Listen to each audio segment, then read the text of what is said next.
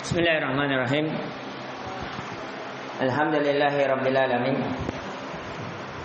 Wassalatu wassalamu ala Rasulillah ma ba'd. Allahumma anfa'na bima 'allamtana wa 'allimna ma yanfa'una wa zidna ilman. Assalamualaikum warahmatullahi wabarakatuh.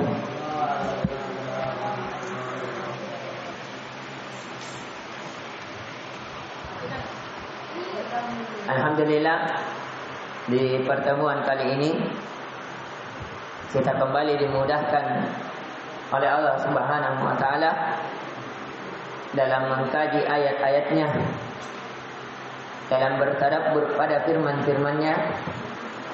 Sekali lagi, ini dari bukti, dari alamat bahwa Allah menginginkan kebaikan kepada kita sekalian. Karena kata Nabi sallallahu alaihi wasallam, "May yuridillahu bihi khairan yufaqihu fid-din." Barang siapa yang Allah inginkan kebaikan kepada seorang hamba, maka Allah akan memaqihkan dia terhadap agamanya.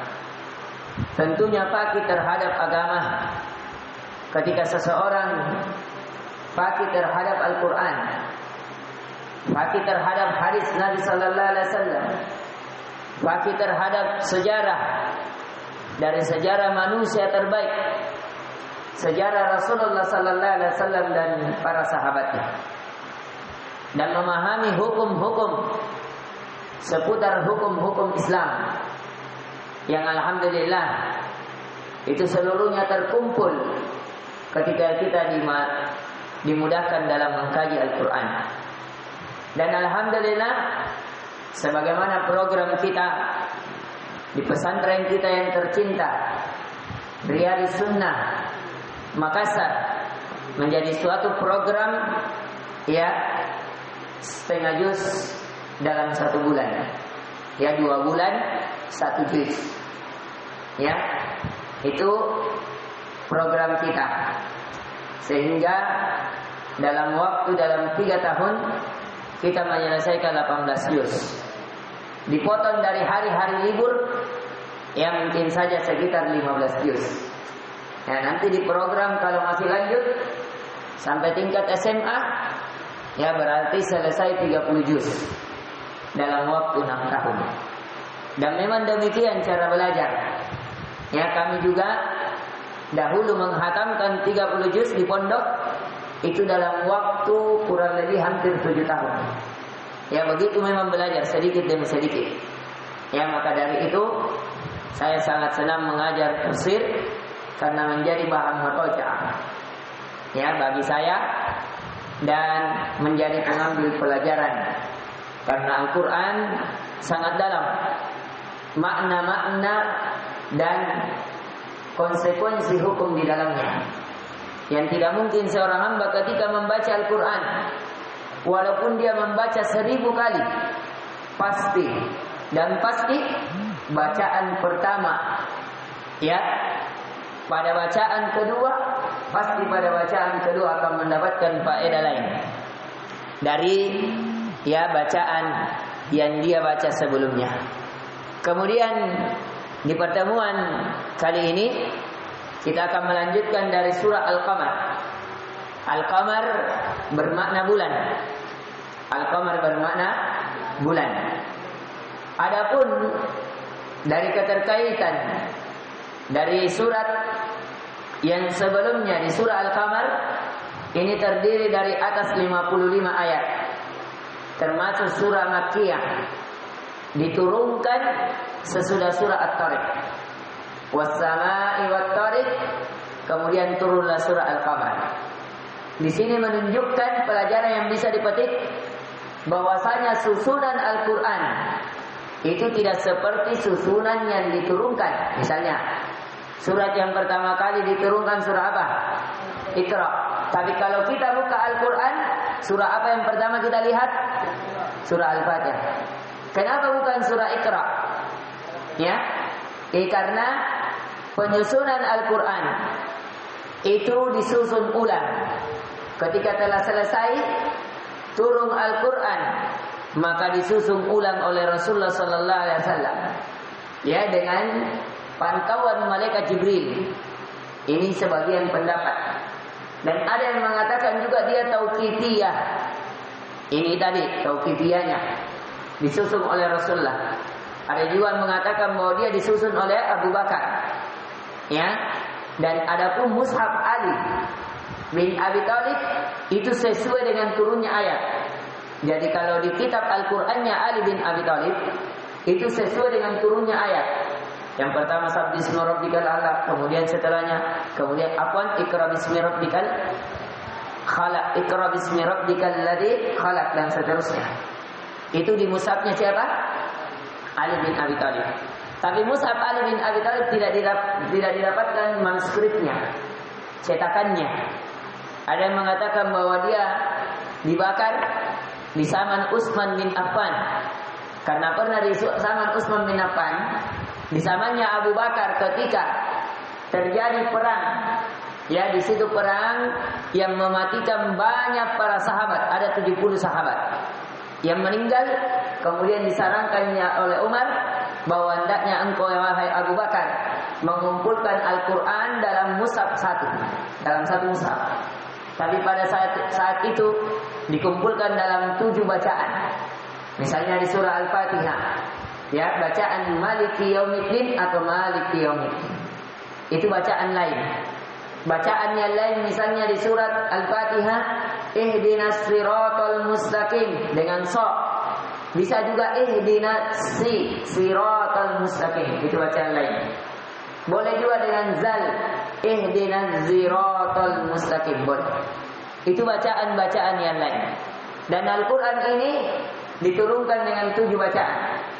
Ya boleh juga dibacaan Siratal ladzina an'amta 'alaihimu ghairil maghdubi 'alaihim waladdallun. Boleh. Itu bacaan yang lain. Ya boleh juga 'alaihim waladdallin. Ya. Boleh juga dalam bacaan yang lain tadi. Ya. Itu sama dengan di surah Wadduha, dibaca Wadduha wallaili idza saja ma wadda'aka rabbuka wa ma qala. Itu seterusnya. Sebagaimana yang biasa kita dengar Syekh Bilal baca, ya, dalam bacaan lain. Itu bacaan-bacaan yang benar. Ini di zamannya siapa? Abu Bakar radhiyallahu anhu, As-Siddiq, Abu Bakar As-Siddiq radhiyallahu anhu. Tapi ketika pada suatu peperangan di zaman Utsman bin Affan, sahabat satu dengan sahabat yang lainnya, ya, tabi'in satu dengan tabi'in yang lainnya merasa lebih benar bacaannya, sehingga terjadi pertikaian. Ketika itu akhirnya Utsman bin Affan melihat hendaknya ini Al-Quran dikumpulkan kembali, kemudian kita jadikan satu mushaf dengan satu bacaan, yaitu bacaan Quraisy, bacaan dari suku Nabi Sallallahu Alaihi Wasallam. Maka dikumpulkanlah Al-Quran baik dari Mesir, dari Persia, dari Syam, ya, dan dari negeri-negeri kaum muslimin. Kemudian dibakar. Kemudian apa? Dikumpulkan menjadi satu bahasa yang kita lihat sekarang ini. Ya, jadi itu prosesnya. Jadi pelajaran yang bisa kita petik, yang pertama, Al-Quran ini tersusun ulang, tidak sesuai dengan apa? Ayat turunnya, tidak. Tapi inilah yang dibaca Nabi Sallallahu Alaihi Wasallam bersama siapa? Malaikat Jibril susunannya. Dan itu pendapat yang lebih benarnya. Ya. Kemudian yang kedua, di masa Abu Bakar dikumpulkan menjadi satu mushaf, tapi dalam berapa bacaan? 7 bacaan. Ya. Kenapa sebabnya ini dikumpulkan? Karena pada saat itu banyak penghafal Al-Quran. Ya, kalau tidak salah pada perang Jamal meninggal 70 penghafal Al-Quran. Sehingga Umar mengatakan, ya Abu Bakar, kumpulkan ini Al-Quran, jangan sampai meninggal. Bagaimana generasi setelah kita? Kalau sudah meninggal, ini terjadi peperangan-peperangan. Ya, akhirnya Al-Quran ini tidak terjaga. Akhirnya ya Abu Bakar pada saat itu menolak bahwasanya ini tidak pernah dilakukan Rasulullah.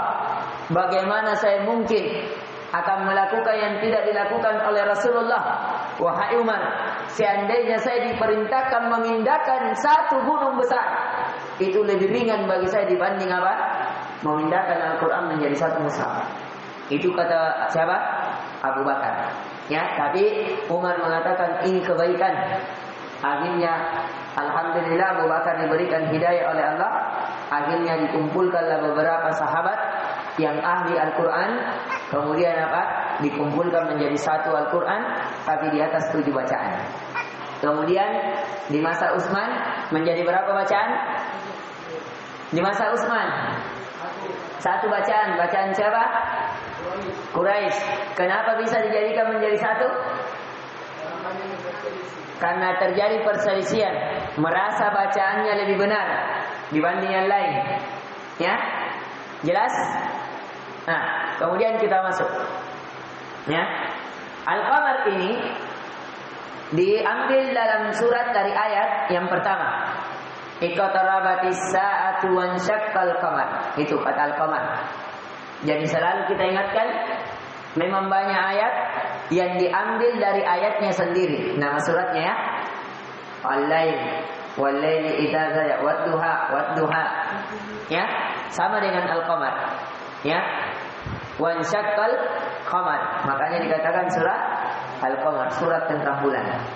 Karena di sini menceritakan peristiwa ya ketika bulan itu terbelah. Ini di masa Nabi. Bulan pernah memang terbelah 2 sampai berpisah antara satu gunung dengan gunung yang lain. Nanti kita akan ceritakan. Kemudian ini yang pelajaran pertama. Pelajaran pertama, surah Al-Qamar, surah apa tadi? Makkiyah. Pelajaran yang kedua, bahwasanya Al-Quran yang tersusun sekarang itu sesuai tauqifiyah Nabi Sallallahu Alaihi Wasallam yang disaksikan oleh malaikat Jibril, akan tetapi tersusun tidak sesuai dengan ayat-ayat turunnya. Jelas?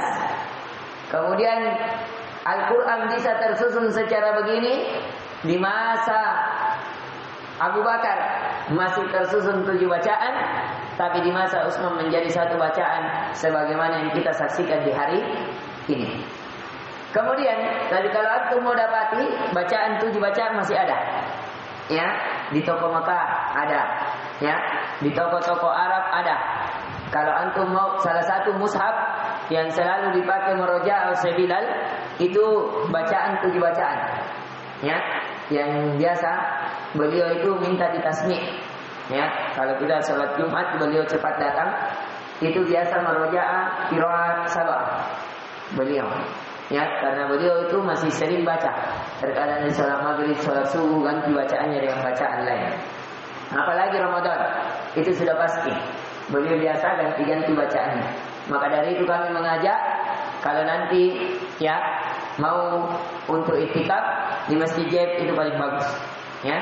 Nah, kemudian surat tersebut termasuk surah Al-Qamar. Surah apa? Surah Makkiyah. Diturunkan setelah surah At-Tariq. Kemudian pokok-pokok isi keimanan. Pemberitaan bahwa datangnya hari kiamat sudah dekat. Ya. Dengan apa? Diutusnya Rasul dan terbelahnya bulan. Yang kedua, semua yang ada pada alam adalah ketetapan Allah. Bahwasanya bulan dan bintang, ya, bersinarnya bulan, bercahayanya matahari, terbelahnya bulan, berpindahnya dari tempat terbitnya, itu semuanya sesuai dengan ketetapan Allah. Bukan sesuatu yang begitu saja terjadi, sebagaimana keyakinan orang-orang kafir bahwa itu hanya kejadian alam, ya, fenomena alam. Ini wallahi adalah kesesatan. Kemudian kehendak Allah pasti berlaku. Tiap-tiap pekerjaan manusia dicatat oleh malaikat. Ini pokok keimanannya. Adapun kisah yang akan disebutkan dalam surat ini, ada kisah kaum yang mendustakan Rasul di masa dahulu, seperti kisah kaum Nuh, Ad, Samud dan Fir'aun. Kemudian orang kafir dikumpulkan di akhirat dalam keadaan hina dan menerima balasan yang setimpal. celaan terhadap orang-orang yang tidak memperhatikan ayat-ayat Al-Quran. Ini pokok-pokok isi dari surah Al-Qamar. Kemudian kita masuk di surat, ya, maksud surat terlebih awal, kebenaran wahyu dari sisi Allah. Afwan. Sekarang surah Al-Qamar ya. Ya, afwan. Itu dari surat An-Najm. Sekarang surah Al-Qamar. At-tadhkir bi ni'mati taysiril Quran. Memberi peringatan. Maksud surat memberi peringatan akan nikmat-nikmat Allah, akan kemudahan Al-Quran. Memberi peringatan akan nikmat-nikmat Allah terhadap kemudahan Al-Quran, terhadap Al-Quran.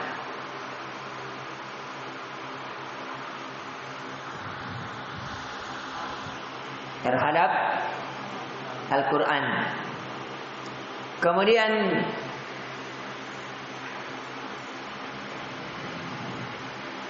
memberi peringatan akan nikmat-nikmat Allah terhadap kemudahan Al-Quran dan ayat-ayatnya. Dan ayat-ayatnya ramah. Dan ayat-ayatnya di lanjutannya.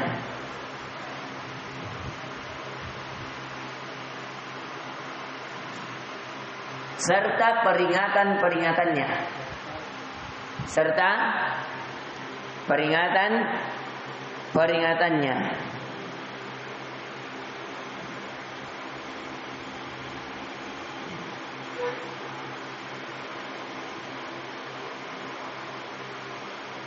Ya.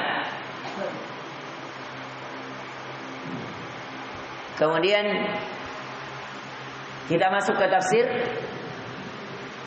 Di sini sekali lagi kita ingatkan bagaimana musuh-musuh Nabi sallallahu alaihi wasallam akan mengalami kehancuran sebagaimana musuh-musuh Rasul terdahulu. Ya.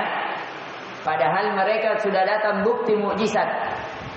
Jadi yang akan kita ceritakan ini di antara mukjizat Nabi sallallahu alaihi wasallam. Ya. Kita lihat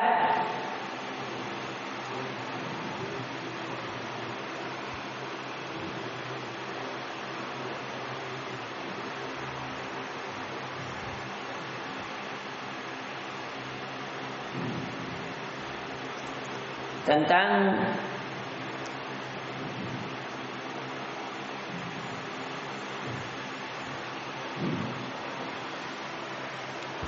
coba kita lihat qala ta'ala iqtarabatis sa'atu wansyaqqal qamar. Sungguh telah dekat datangnya saat itu dan telah terbelah bulan. Jadi di masa Nabi sallallahu alaihi wasallam banyak orang-orang kafir Quraisy tidak mempercayai Nabi sallallahu alaihi wasallam. Tidak percaya terhadap hari kiamat. Tidak percaya terhadap Al-Qur'an. Maka dia minta bukti-bukti nyata akan kebenaran yang dibawa Rasulullah dan kebenaran Rasulullah itu sendiri.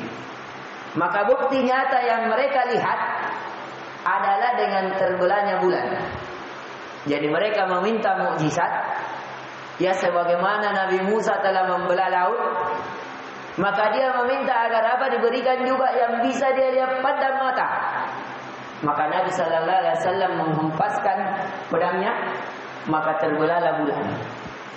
Maka bulan pada saat itu yang asalnya di dalam kegelapan malam bercahaya, akan tetapi pada saat itu bulan menjadi terbelah. Satu di bagian sebelah gunung sebelahnya dan satu di sebelah yang lain.